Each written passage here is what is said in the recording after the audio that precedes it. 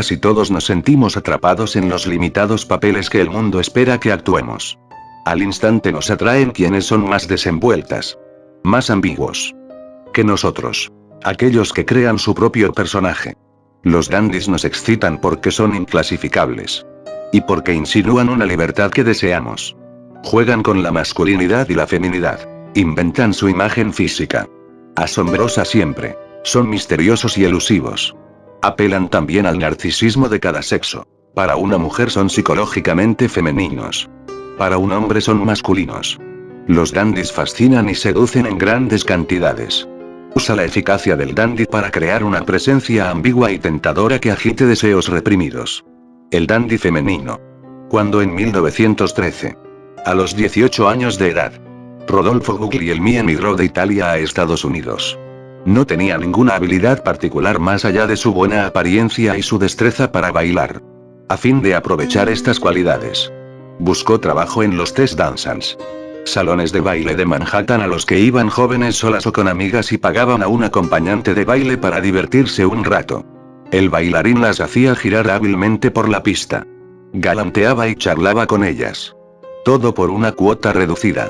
En poco tiempo, Guglielmi se hizo fama de ser uno de los mejores. Grácil, desenvuelto y guapo.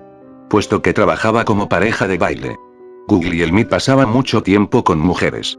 Pronto supo qué les agradaba. Cómo ser su reflejo en formas sutiles. Cómo relajarlas, aunque no demasiado. Así, empezó a prestar atención a su atuendo. Y se creó una apariencia atildada. Bailaba con un corsé bajo la camisa para procurarse una figura esbelta. Lucía un reloj de pulsera, considerado afeminado en esos días, y decía ser marqués. En 1915 consiguió empleo bailando tango en restaurantes de lujo. Y cambió su nombre por el más evocativo de Rodolfo Di Valentina. Un año después se mudó a Los Ángeles. Quería triunfar en Hollywood. Conocido desde entonces como Rodolfo Valentino, Guglielmi apareció como extra en varias películas de bajo presupuesto. Obtuvo por fin un papel más importante en Eyes of Youth, Ojos de Juventud. 1919. Cinta en la que interpretaba a un seductor y en la que llamó la atención de las mujeres por ser un galán tan poco común. Sus movimientos eran elegantes y delicados. Su piel tan suave y tan bello su rostro que cuando se abalanzaba sobre su víctima y ahogaba sus protestas con un beso parecía más emotivo que siniestro. Luego vino The Furor de Apocalypse, Los Cuatro Jinetes del Apocalipsis, en la que hizo el papel protagónico masculino. Julio, el Playboy. Y que lo convirtió de la noche a la mañana en sex symbol. A causa de una secuencia de tango en la que seducía a una joven llevándola al bailar. Esta escena condensó la esencia de su atractivo. Pies libres y desenvueltos. Un porte casi femenino y griega entrelazado con ello. Un plante de control. Las mujeres del público literalmente se desvanecían cuando Valentino se llevaba a los labios las manos de una mujer casada. O cuando compartía con su amante la fragancia de una rosa. Parecía mucho más atento con las mujeres que la generalidad de los hombres. Pero esa delicadeza se combinaba con un dejo de crueldad y amenaza que enloquecía a las damas. En su película más famosa, The Sheik, el Sheik, Valentino interpretó a un príncipe árabe, del que después se sabe que es un caballero escocés abandonado en el Sahara desde bebé, que rescata a una altiva dama inglesa en el desierto. Tras de lo cual la conquista en una forma que raya en violación. Cuando ella le pregunta, ¿por qué me trajiste aquí?, él contesta, ¿no eres lo bastante mujer para saberlo? Con todo, ella termina enamorándose de él. Como las mujeres en los cines del mundo entero. Estremecidas por su extraña mezcla de masculinidad y feminidad. En otra escena de The Sheik, la dama inglesa apunta un arma contra Valentino. La reacción de él es apuntarle con una delicada boquilla de cigarro. Ella usa pantalones. Él túnicas largas y sueltas. Y abundante maquillaje de ojos. Películas posteriores incluirían escenas de Valentino vistiéndose y desvistiéndose. Una suerte de striptease que exhibía destellos de su cuerpo estilizado. En casi todos sus filmes él encarnó un exótico personaje de época, un torero español, un raja indio, un jeque árabe, un noble francés. Y parecía gozar con ponerse joyas y uniformes ajustados. En la década de 1920 las mujeres empezaron a experimentar con una nueva libertad sexual. En vez de esperar a que un hombre se interesara en ellas, querían tener la posibilidad de iniciar la relación. aunque seguían deseando enamorarse perdidamente de él. Valentino comprendió esto a la perfección. Su vida fuera de la pantalla coincidía con su imagen en el cine. Se ponía pulseras. Vestía impecablemente y se decía. Era cruel con su esposa. Y la golpeaba. Su amantísimo público ignoró prudentemente sus 2 matrimonios fallidos y su, al parecer, inexistente vida sexual. Su súbita muerte en Nueva York en agosto de 1926. A los 31 años de edad. Por complicaciones de una operación de úlcera provocó una reacción inusitada. Más de 100.000 personas desfilaron ante su féretro.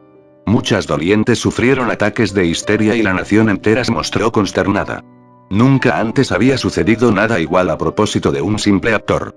Hay una película de Valentino, Monsieur Beaucaire, en la que él personifica a un frívolo absoluto. Papel mucho más afeminado que los que acostumbraba interpretar. Y sin su usual dejo de peligro. Fue un fiasco. Como loca. Valentino no emocionó a las mujeres. A ellas les estremecía la ambigüedad de un hombre que compartía muchos de sus rasgos. Pero que no por ello dejaba de ser hombre. Valentino se vestía como mujer y jugaba con su físico como si fuera un cuerpo femenino. Pero su imagen era masculina. Cortejaba como lo haría una mujer si fuera hombre. Pausada y consideradamente. Prestando atención a los detalles. Fijando un ritmo en vez de apresurar la conclusión. Pero llegado el momento de la osadía y la conquista. Su cadencia era impecable. Y arrollaba a su víctima sin darle oportunidad para protestar. En sus películas, Valentino practicó el mismo arte de gigoló de llevar a una mujer. Mismo que dominó desde adolescente en la pista de baile. Conversar. Galantear y complacer. Pero siempre ejerciendo el control. Valentino sigue siendo un enigma. Su vida privada y su personalidad están envueltas en el misterio. Su imagen continúa seduciendo como lo hizo en vida. Él fue el modelo de Elvis Presley. Quien se obsesionó con esta estrella del cine mudo. Y del dandy moderno. Que juega con el género. Pero preserva un filo de peligro y crueldad. La seducción fue y será siempre la forma femenina del poder y la guerra. Originalmente fue el antídoto contra la violación y la brutalidad. El hombre que usa esta forma de poder con una mujer invierte en esencia el juego. Ya que emplea contra ella armas femeninas. Sin perder su identidad masculina. Cuanto más sutilmente femenino se vuelve, más eficaz es la seducción. No seas de quienes creen que lo más seductor consiste en ser devastadoramente masculino. El dandy femenino tiene un efecto mucho más turbador. Tienta a la mujer justo con lo que a ella le gusta. Una presencia conocida. Grata. Elegante. Puesto que es reflejo de la psicología femenina. Ostenta un cuidado en su apariencia. Sensibilidad a los detalles y cierto grado de coquetería. Pero también un toque de masculina crueldad. Las mujeres son narcisistas y se enamoran de los encantos de su sexo. Al presentarles un encanto femenino, un hombre puede hipnotizarlas y desarmarlas. Y volverlas vulnerables a un embate masculino audaz. El dandy femenino puede seducir a gran escala. Ninguna mujer lo posee de verdad, es demasiado elusivo. Pero todas pueden fantasear con que lo hacen. La clave es la ambigüedad. La sexualidad del dandy es decididamente heterosexual. Pero su cuerpo y psicología fluctúan deliciosamente entre uno y otro polo. Soy mujer. Todo artista es mujer y debe sentir gusto por las demás mujeres. Los homosexuales no pueden ser verdaderos artistas porque les gustan los hombres. Y como son mujeres vuelven a la normalidad. Pablo Picasso. La dandy masculina. En la década de 1870. El pastor Enrique Gillot fue el niño mimado de la inteligentsia de San Petersburgo. Era joven. Bien parecido e instruido en filosofía y literatura. Y predicaba una especie de cristianismo lustrado. Docenas de jóvenes estaban locas por él y acudían en masa a sus sermones solo para verlo. Tiempo después, en 1878. Conoció a una mujer que cambió su vida. Se llamaba Lou von Salomé, conocida después como Lou Andrea Salomé, y tenía 17 años de edad. Él. 42. Lou era bonita. Con radiantes ojos azules. Había leído mucho. Sobre todo para una muchacha de su edad. Y se interesaba en los más graves asuntos filosóficos y religiosos. Su pasión, inteligencia y sensibilidad a las ideas fascinaron a Gillot. Cuando ella entraba a la oficina de él para sus cada vez más frecuentes conversaciones, el lugar parecía más brillante y más vivo. Quizá ella le coqueteara. A la inconsciente manera de una muchacha. Pero cuando Gillot admitió para sí que se había enamorado de ella y le propuso matrimonio, Lou se horrorizó. El confundido pastor no olvidó nunca a Lou von Salomé. Y fue el primero de una larga lista de hombres famosos en caer víctima de un frustrado y perenne amor obsesivo por ella. En 1882, el filósofo alemán Friedrich Nietzsche vagaba solo por Italia. En Génova recibió una carta de su amigo Paul Rée, filósofo prusiano al que admiraba, en la que éste le contaba de sus diálogos en Roma con una notable joven rusa, Lou von Salomé. Ella estaba ahí de vacaciones con su madre. Rée había logrado hacer, sin compañía, largos paseos por la ciudad con ella. Y habían tenido numerosas conversaciones. Las ideas de Lou sobre Dios y el cristianismo eran muy similares a las de Nietzsche. Y cuando Rée le dijo que el famoso filósofo era amigo suyo, ella insistió en que lo invitara a unírseles. En cartas posteriores, Rée describió lo misteriosamente cautivadora que era Lou. Y lo ansiosa que estaba por conocer a Nietzsche. El filósofo partió pronto a Roma. Cuando Nietzsche conoció al fin a Lou, se quedó atónito. Ella tenía los ojos más hermosos que él hubiera visto jamás. Y en la primera de sus largas conversaciones esos ojos brillaron con tal intensidad que él no pudo menos que sentir que había algo erótico en esa emoción. Pero también él se engañó. Lou guardó distancia y no respondió a sus cumplidos. Vaya que era una joven demoníaca. Días después, ella le leyó un poema suyo. Y él lloró. Las ideas de Lou sobre la vida eran muy parecidas a las suyas. Tras decidir aprovechar la ocasión, Nietzsche le propuso matrimonio. Ignoraba que Rée ya había hecho lo propio. Lou declinó. Le interesaban la filosofía, la vida y la aventura, no el matrimonio. Impertérrito. Nietzsche siguió cortejándola. En una excursión al lago Horta con Rée, Lou y su madre, él logró estar a solas con la muchacha, con quien subió el monte sacro mientras los demás aguardaban. Todo indica que el paisaje y las palabras de Nietzsche tuvieron el apasionado efecto esperado. En una carta subsecuente a ella, él describió ese paseo como el sueño más hermoso de mi vida. Ya era un hombre poseído. No podía pensar sino en casarse con Lou y tenerla solo para él. Meses después, Lou visitó a Nietzsche en Alemania. Dieron largos paseos juntos. Y pasaron noches enteras hablando de filosofía. Ella era el reflejo de sus pensamientos más profundos. Una anticipación de sus ideas sobre la religión. Pero cuando él le propuso matrimonio otra vez, ella lo tachó de convencional. Nietzsche había compuesto una defensa filosófica del superhombre, el individuo por encima de la moral ordinaria. Pero Lou era por naturaleza mucho menos convencional que él. Su firme e intransigente actitud no hizo más que intensificar la fascinación de ella sobre él, tanto como su resabio de crueldad. Cuando Lou lo abandonó al fin, dejando en claro que no tenía la menor intención de casarse con él, Nietzsche quedó devastado. Como antídoto contra su dolor, escribió Así hablaba Zaratustra, libro lleno de sublimado erotismo y hondamente inspirado en sus conversaciones con ella. Desde entonces, Lou sería conocida en toda Europa como la mujer que había roto el corazón de Nietzsche. Lou Andreas Salomé se mudó a Berlín. Pronto, los principales intelectuales de esa ciudad caían bajo el hechizo de su independencia y espíritu libre. Los dramaturgos Gerhard Hauptmann y Franz Wedekind fueron víctimas de su embrujo. En 1897, el gran poeta austríaco Rainer Maria Rilke se enamoró de ella. Para entonces ya gozaba de amplio prestigio. Y era novelista de renombre. Esto influyó sin duda en la seducción de Rilke. Pero a él le atrajo, asimismo, la suerte de energía masculina que encontró en ella. Y que nunca había visto en otra mujer. Rilke tenía entonces 22 años. Y Lou 36. Él le escribía cartas y poemas de amor. La seguía a todas partes e inició con ella un idilio que duraría varios años. Ella corrigió su poesía, impuso disciplina en sus versos, demasiado románticos, y le inspiró ideas para nuevos poemas. Pero censuraba que dependiera tan infantilmente de ella, que fuese tan débil, incapaz de soportar cualquier clase de debilidad. Finalmente lo dejó, consumido por su recuerdo. Rilke siguió asediándola durante mucho tiempo. En 1926 rogó a sus médicos en su lecho de muerte: pregunten a Lou qué me pasa. Solo ella lo sabe. Un hombre escribió de Lou Andreas Salomé: había algo aterrador en su proximidad. Lo miraba a uno con sus radiantes ojos azules. Y le decía: la recepción del semen es para mí el colmo del éxtasis. Tenía un apetito insaciable de él. Era absolutamente amoral. Un vampiro. El psicoterapeuta sueco Paul Gerre. Una de sus conquistas posteriores. Escribió a su vez. Creo que Nietzsche estaba en lo cierto cuando dijo que Lou era una mala mujer. Mala. No obstante. En el sentido goetiano. Mal que produce bien. Quizá haya destruido vidas y matrimonios. Pero su presencia era excitante.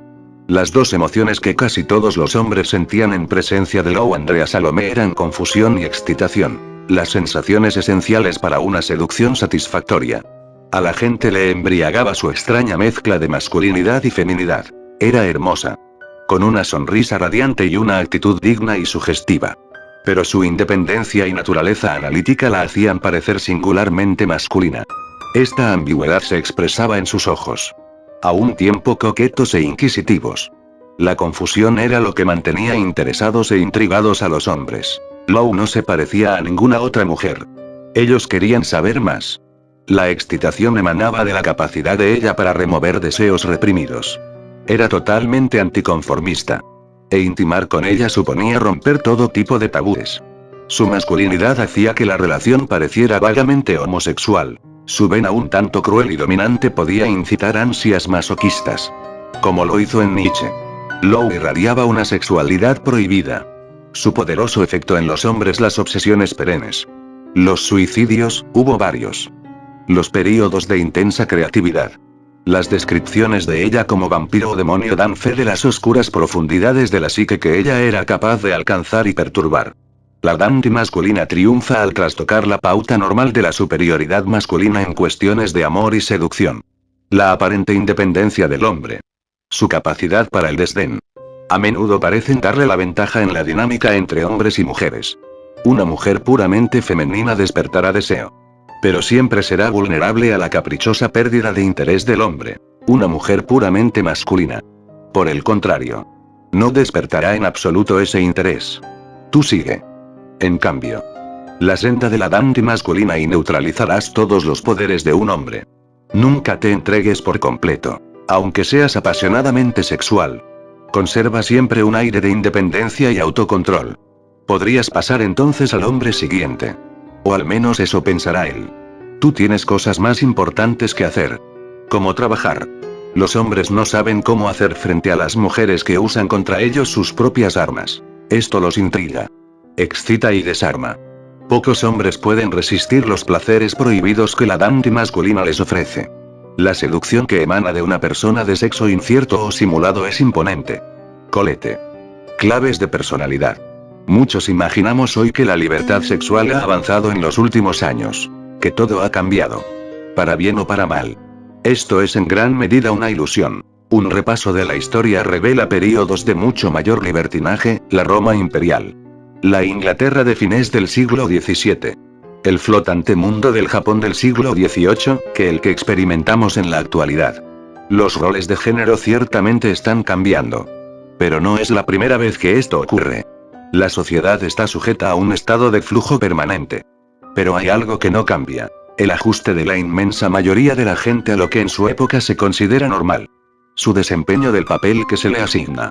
La conformidad es una constante porque los seres humanos somos criaturas sociales en incesante imitación recíproca. Puede ser que en ciertos momentos de la historia esté de moda ser diferente y rebelde. Pero si muchas personas asumen este papel, no hay nada diferente ni rebelde en él. Sin embargo, no deberíamos quejarnos de la servil conformidad de la mayoría. Porque ofrece incalculables posibilidades de poder y seducción a quienes están dispuestos a correr algunos riesgos. Dandys ha habido en todas las épocas y culturas, Alcibíades en la antigua Grecia. Korechika en el Japón de Mies del siglo X. Y en todas partes han prosperado gracias al papel conformista de los demás. El dandy hace gala de una diferencia real y radical. En apariencia y actitud. Puesto que a casi todos nos agobia en secreto la falta de libertad. Nos atraen quienes son más desenvueltos que nosotros y hacen alarde de su diferencia. Los dandys seducen tanto social como sexualmente. Se forman grupos a su alrededor. Su estilo es muy imitado. Una corte o multitud entera se enamorarán de ellos. Al adaptar a tus propósitos la personalidad del dandy. Recuerda que ellos es por naturaleza una rara y hermosa flor. Sé diferente tanto de modo impactante como estético. Nunca vulgar. Búrlate de las tendencias y estilos establecidos. Sigue una dirección novedosa. Y que no te importe en absoluto lo que hacen los demás. La mayoría es insegura. Se maravillará de lo que tú eres capaz de hacer. Y con el tiempo terminará por admirarte e imitarte. Por expresarte con total seguridad. A los dandies se les ha definido tradicionalmente por su forma de vestir. Y es indudable que la mayoría de ellos crean un estilo visual único. Beau Brummel. El más famoso de los dandies. Pasaba horas arreglándose. En particular el nudo de inimitable diseño de su corbata. Que lo volvió célebre en Inglaterra a principios del siglo XIX. Pero el estilo del dandy no puede ser obvio. Porque los dandies son sutiles.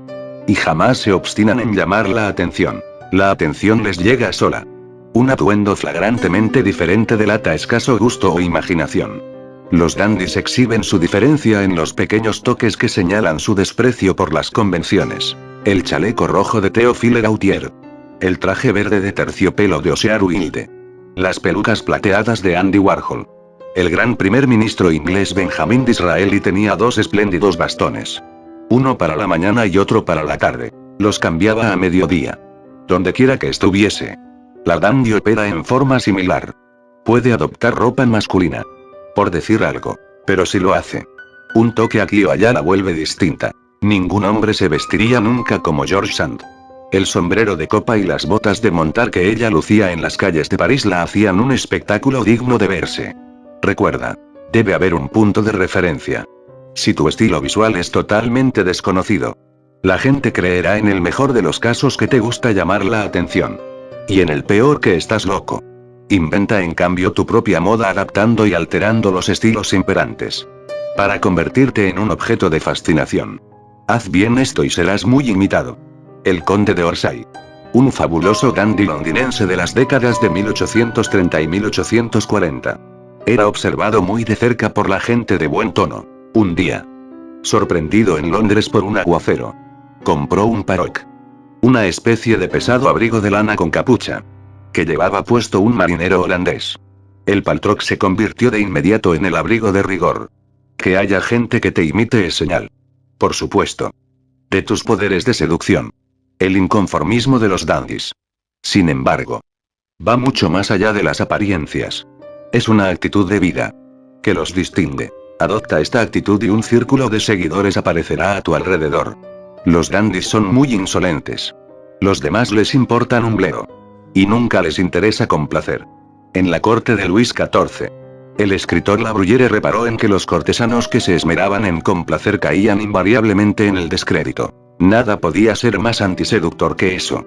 Como escribió Barbey d'Aurevilly, los dandies complacen a las mujeres disgustándolas. La insolencia fue fundamental en el atractivo de Oscar Wilde. Una noche. Tras el estreno de una obra suya en un teatro de Londres. El extasiado público pidió a gritos la presencia del autor en el escenario. Wilde se hizo esperar largamente. Y por fin salió. Fumando un cigarro y gastando una expresión de absoluto desdén.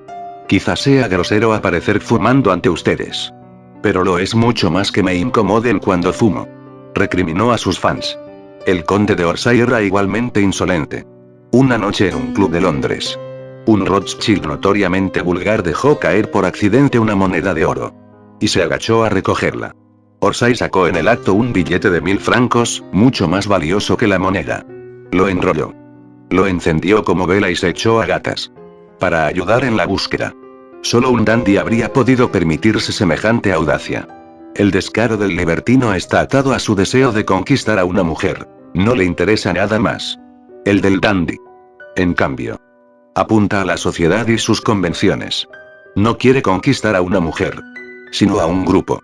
Un mundo social. Y como a la gente suele oprimirle la obligación de ser siempre benévola y cortés.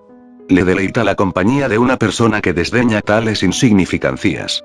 Los dandies son maestros en el arte de vivir. Viven para el placer. No para el trabajo. Se rodean de bellos objetos y comen y beben con el mismo deleite que muestran en el vestir. Así fue como el gran escritor romano Petronio, autor del Satiricón, sedujo al emperador Nerón. A diferencia del insulso Séneca, el gran pensador estoico y tutor de Nerón, Petronio sabía hacer de cada detalle de la vida una gran aventura estética. Desde un festín hasta una simple conversación. Esta no es una actitud que debas imponer a quienes te rodean, te será imposible ponerte pesado. Bastará con que parezcas socialmente confiado y seguro de tu gusto para que la gente se sienta atraída a ti. La clave es convertir todo en una elección estética. Tu habilidad para matar el aburrimiento haciendo de la vida un arte volverá muy apreciada tu compañía. El sexo opuesto es un territorio extraño que nunca conoceremos del todo. Y esto nos excita. Produce la tensión sexual adecuada. Pero también es una fuente de molestia y frustración. Los hombres no comprenden a las mujeres. Y viceversa. Cada grupo intenta hacer que el otro actúe como si perteneciera a su sexo. Puede ser que a los dandis no les interese agradar. Pero en esta área tienen un grato efecto. Al adoptar rasgos psicológicos del sexo opuesto. Apelan a nuestro inherente narcisismo. Las mujeres se identificaban con la delicadeza de Rodolfo Valentino. Y su atención al detalle en el cortejo. Los hombres. Con el desinterés de Lou Andrea Salomé a comprometerse. En la corte Ian del Japón del siglo XI. Sei Shonadon. La autora del libro de la almohada fue muy seductora para los hombres. En especial los del tipo literario. Era sumamente independiente. Escribía poesía de lo mejor y guardaba cierta distancia emocional. Los hombres querían más de ella que solo ser sus amigos o camaradas. Como si fuera otro hombre, fascinados por su empatía con la psicología masculina. Se enamoraban de ella.